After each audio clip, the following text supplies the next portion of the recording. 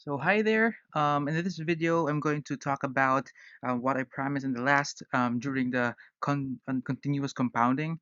So I'm going to tackle about the Euler's number here, or the letter E, the mathematical constant E. Again, most or some would like to call it Euler's number. Okay, not to be confused with the Euler's constant. Okay, so also some just call it E. So this can be in my batch of videos in number theory. Specifically, this E is one of those constants which we call transcendental, which plays a very important role in our transcendental number theory, and also in business mathematics, where one of its discovery came from that is in continuous compounding. Okay, so let's try to recall our compound interest formula for our compound interest, and we need to get the value of our F, our final amount. So compound interest.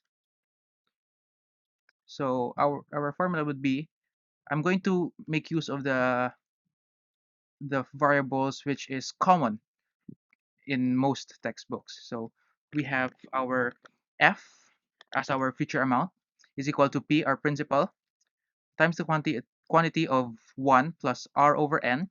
R is our interest rate. N is the compounding periods, all raised to n times t. Okay, so this is our compound interest formula. Again, um, F is our future value, P is the principal amount, this is a constant, 1. R is the interest rate, annual interest rate. Our N is the compounding periods. If it is, if it's annual, it's 1. If it's biannual, semi-annual, it's 2. If it's quarterly, 4. Daily, 365, and so on. Weekly, 52. That's also an N here. T is time in years. Okay, so what I want you to think about here is that we'll try to imagine. Okay, imagine, and we're going to apply this in this compound interest. So we will be imagine that say we're going to find the F here, our future amount, given that our R is equal to 1. Okay, or this is equal to 100%. That is, one certain bank will give you 100% interest. So that means that bank will give you for a fold, okay, a fold of whatever you're going to borrow to that bank, or you're going to invest in that bank. So for example, if you're going to invest 100 pesos, after 1 year, they're going to give you also 100% interest. That your money will become 200 pesos, and also our time will be strictly 1. Okay. Now, what we will do here, and also let's make our P 1. So for the purposes of simplicity, so that's going to be 1 pesos. So in 1 year, it's going to become 2 pesos. It's going to have in one fold. So what we're going to do is to test out and experiment on this n here. Okay, experiment our n. So let's try to experiment. Let's try out if our n, if the interest is applied once a year, once a year. So if the experiment, or if the interest is applied once a year, so what is our F? Therefore, our F, okay, therefore our F is equal to, so since our P is 1, so we don't need to write that. So we have 1 plus 1 plus 1,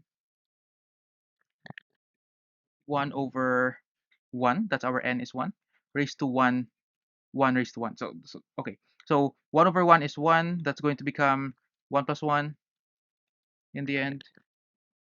So true enough, if we have 1 pesos, or maybe we can think of this as 1 million, 1,000, 100, whatever you want to think. But in the end, if you're going to invest 1 pesos or 1 something into that bank that offers 100% interest rate in given 1 year, and we're going to compound it once a year, only annually, so it will truly give you 2 units, 2 pesos, 2 million at the end of the year, whatever your P is.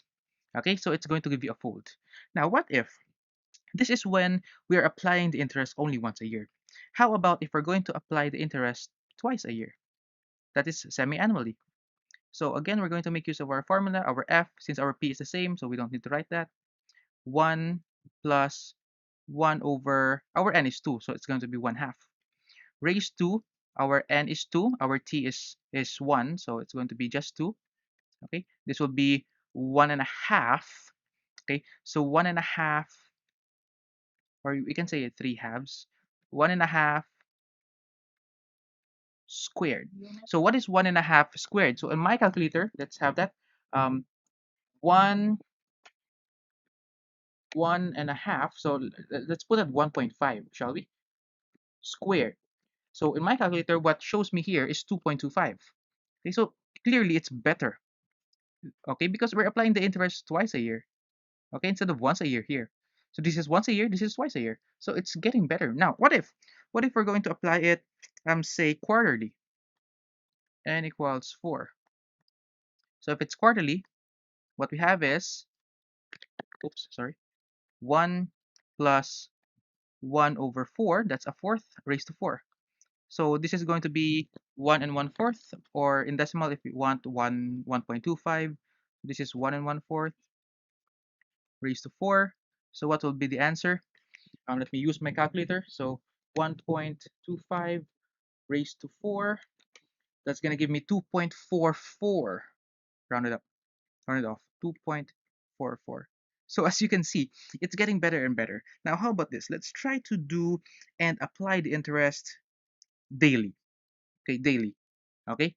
If we're going to apply this daily, so our n will be, so meaning every day you're applying the interest. Okay, every day you're applying the interest. So we have f equals 1. So we have 365. Okay, 365. 1 over 365. Oops, sorry. Oops. 65 raised to 365. Okay, okay, that's 365. Okay, just trust me on that. Okay, so that's gonna be 1 and 1 over 365. Let's do that in the calculator. 1 over 365 plus 1. Okay, and then I'm going to raise that to 365. That's going to give me 2.71456. Okay, so let's do it using 4 decimal places, shall we? So 2.71446 rounded off. Okay, so 2.7146. So as you can see, we're getting um bigger and bigger and bigger, and somehow, as you can see, as our n increases, try to see here the difference from n from 4 to 365. That's gonna be that is actually a huge difference. But look at our number. It's actually approaching something, because the difference is quite small compared to the numbers here. Okay, which wherein the difference is quite small also in the end. Okay, big difference. Okay, from small difference from the end, big difference now in the end, quite small now in our results. So I think this f here, this future value, is approaching something. Approaching something. Okay, how about this? How about let's try another n wherein we're going to apply the interest 1,000 times in a year. We're going to apply 1,000 times in a year. So we're going to apply the the interest 1,000 times a year. That I think that's around roughly 3 times a day. You're going to apply the interest 3 times a day. So what is our f? F is equal to 1 plus 1 over 1,000 raised to 1,000. Oops, 1,000. So what would that answer be? So 1 divided by 1,000 plus 1 raised to 1,000. The answer is 2.7169. 2.7169. Okay, let's try one more, okay, to convince you guys. Let's try one more. Let's have like n equals 100,000.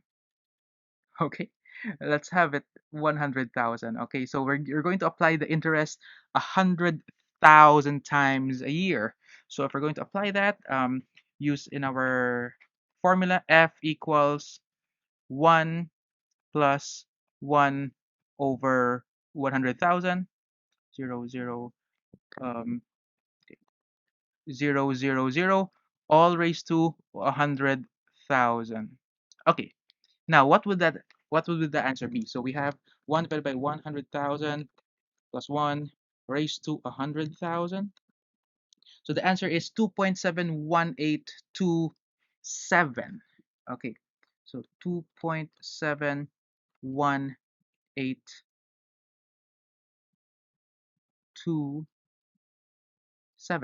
Let's use 5 decimal places for here. Okay, so as you can see, if we're going to observe in our previous answers, all these answers are approaching something. So we have one, rather we started here. Okay, so we have on the first number it will become folded, right? So because we have 100 percent interest. So for the first answer it's 2. For the second, semi-annually 2.25, quarterly 2.44, daily 2.7146, 1,000 times a year. So it's not really um, a good and an exact compounding period. So 1,000, 2.7169, 100,000, 2.71827. Okay, now as you can see, this number is approaching something. Okay, it approaches actually the value of the constant E. Okay, what is the value of E? E is equal to 2.71828182845 904523 and change. Okay, so um actually there's a pattern on how to memorize this E, which I like which I like. So if you can see, if I can show you the aesthetics here of the pattern, so you can see that it starts with 2.718 or 2.71. Let's try to imagine that 2.7 and then 1828 1828. You just repeat that twice, and we have the what do you call that, the right angle here, the isosceles right triangle, 45 90 45. I love this combination of numbers here, and then the 235 will be the last part, and then the rest is history. Okay, so that's how I like to memorize the E more than the pi. The pi is I find the pi more difficult to memorize than the E. So that's why it is. So notice all our values here are approaching E. It's all approaching E. So from the 365, which is our daily is 365. The number here is 2.71846. And then if it's 1,000, it's 2.716. 2.716. If it's 100,000, it's 2.7182. And this is the one which is different. But the thing is, they're all approaching this number E. Okay, this constant E. Okay, so this constant is again popularly known as the Euler's number, or simply as the mathematical constant E. This was discovered first by Jacob Bernoulli. Jacob Bernoulli. Okay. Um, when he was studying compound interest, exactly the same thing that we're studying now. This is what the thing that Jacob Bernoulli was also studying that time, of the exact same scenario shown here above. Only that Jacob Bernoulli didn't really call it as E. Jacob Bernoulli called that as B. Only that he only stated that this number here is only between, he said in his paper that it is between 3 and 2, but it didn't really um, state the correct value of this E. Okay, it was actually Euler who stated the value of E in one of his papers. So Euler, Leonhard Euler,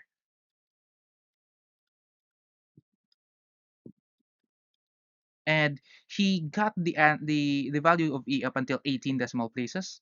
Okay, so Leonhard Euler um, named this the E. Okay, as the constant E. Though he didn't really intend it to be under his to be like his name Euler E, but it was just a coincidence that it became the letter E. Okay, So he was the one who derived this constant. And in symbols, using calculus this time, E can be written as, okay, as we can see, if we're going to go back, okay, here. So as this denominator here, and as this this exponent and denominator here inside increases and increases, as it approaches infinity, this value approaches E. So maybe we can devise a formula using limits, the concept of limits, to get the value of E in symbols. So maybe we can use the limit of 1. We can use any constant, actually. 1 plus 1 over x. Let's use x raised to x. Okay, as x approaches infinity, infinity is equal to E, and E is 2.71828, and so on. Okay, so the question is this time, how did our compounding interest, if you can remember, our continuous compounding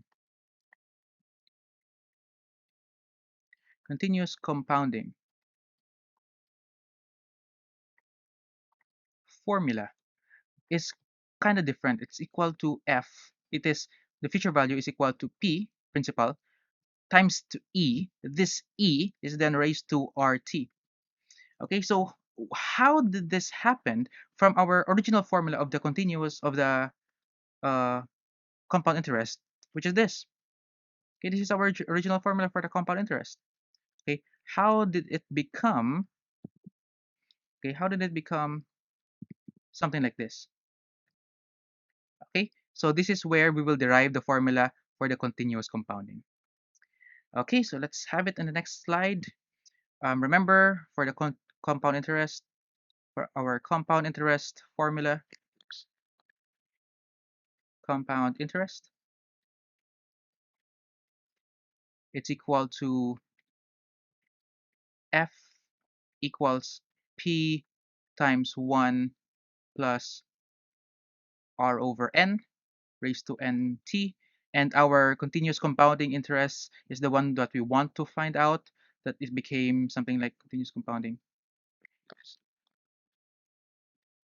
Continuous compounding,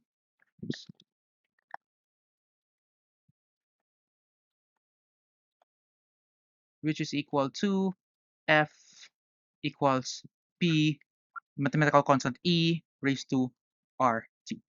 Okay, let's try to derive this formula. Okay, we're going to also use the value of E as its limit. So it's the limit of 1 plus 1 over x raised to x as x approaches infinity.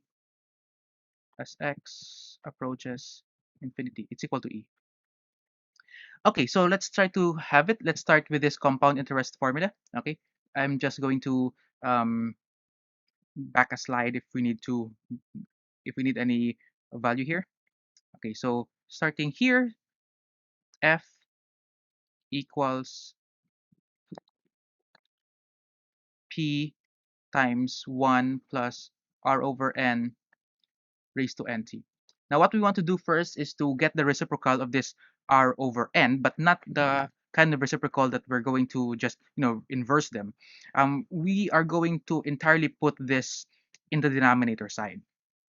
Okay, we're going to put this in the denominator side. So what we will do is that it will become P, okay, 1 plus. So we have P times quantity of 1 plus 1 all over N R, all raised to N T.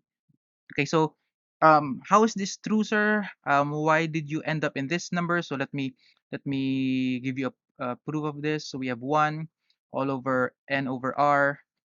Okay, so this is division, right? We're dividing this numerator from this by this denominator. So by division of fractions, we will get the reciprocal and then proceed to multiplication, right? So this becomes R over N, and simply 1 times R over N is equal to R over N, which gives you the original part here. Okay, so meaning this is a legit, okay, a legit move in algebra. Okay, next, what we're going to do is to we need another grouping symbol here. Let's put it a little bit down. So let's use a bracket. So we have 1 plus, copy this here for r. And then what I want to do is to raise this number by n over r. Okay, raise this quantity sign here by n over r. So this will become n over r. Okay, and look at our exponent. Okay, so I just introduced an r here. So I need to cancel that r. So I need to put an r there. Okay, so I need to cancel this r and then put the t over here. Okay, so again, canceling this. Anyways, this is power of a power. So but technically we are multiplying n by t here. So if we are raising n by t, but for the purposes of n over r, okay, times rt. So since this is power of a power, so we're multiplying them. So r's are cancelled. This is equal to nt, which will give you your original exponent here. So there you go. I just proved that this is still a correct move in algebra. Okay, so what we're going to do then, okay, this is where the magic step comes in. We will let this n over r, since it is the same in the denominator here and also here, since they are the same, we're going to let that as x. We're going to let that as x. Okay, after that, after letting it as x, I think we can write it now as in terms of x right now. So this will become, maybe you can write it here. So f equals p um, times brackets, you have 1 plus 1 over x all raised to x all raised to rt. Okay, but wait, we can see that um, this term here inside this bracket symbols is actually our limit e. Recall that our e, okay, our e is equal to the limit of 1 plus 1 plus 1 over x all raised to x as x approaches infinity. Okay, so if this is the case, we will try to imagine, because we are doing this continuously. We call this again continuous compounding, right? So we're applying the interest continuously, infinitely, or at least approaching infinity when we apply the continuous interest. So since x is approaching to infinity, so why not we can just just habituate it as e to make our writings better, simpler actually. So f is equal to ultimately p. This whole part here will become again the e because they are equal. So meaning this whole part will become e, and then copy the exponents are t, and voila, this is our formula for our continuous compounding. Okay, at least we arrive in this formula now. F equals pe raised to rt. So f is equal to pe raised to rt. Okay, and that's it for this video. At least we have arrived at the formulas. F equals PERT. If you need to review, you can always watch this video and try to clarify what problems you have in mind. And yes, that's it. That's the end for this video for the Euler's number E, or the mathematical constant P. So thank you very much for watching. See you soon. Don't forget to like and subscribe. Okay, see ya. Bye bye.